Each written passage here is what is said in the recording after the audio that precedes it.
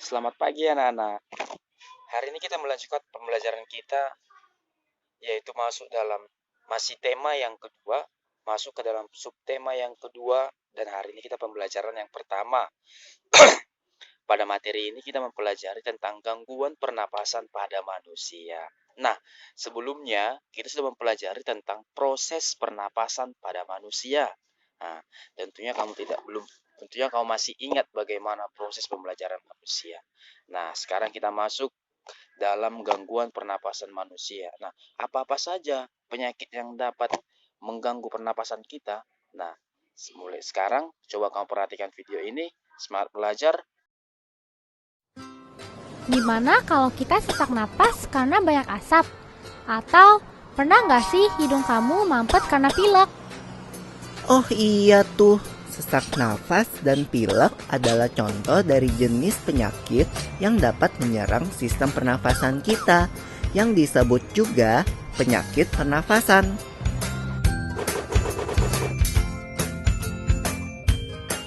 Kalau penyakit pernafasan, itu kan ada influenza, TBC, apalagi ya?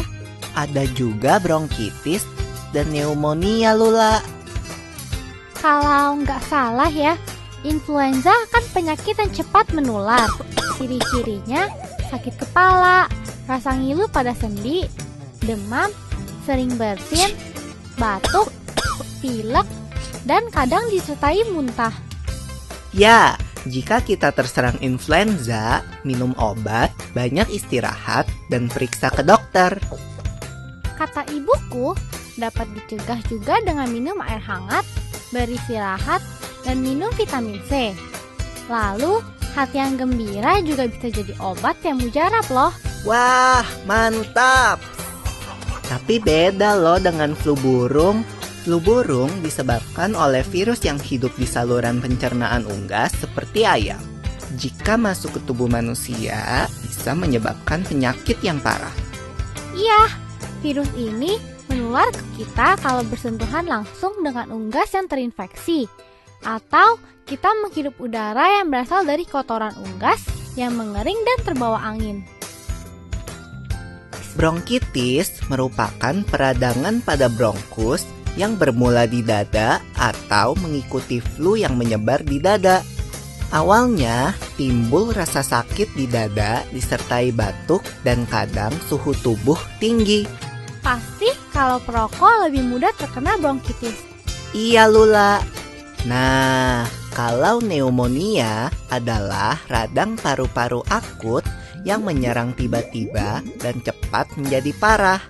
Penyakit ini terjadi setelah penderita terkena campak, influenza, dan bronkitis. Lalu, bagaimana dengan TBC? Kamu tahu nggak, Lula? TBC atau tuberkulosis itu penyakit menular kan? Jadi penderitanya harus dikarantina. Kita nggak boleh dekat-dekat, apalagi anak kecil. Bernafas adalah kebutuhan utama setiap makhluk hidup. Jadi, kita harus menjaga kesehatan alat pernafasan kita.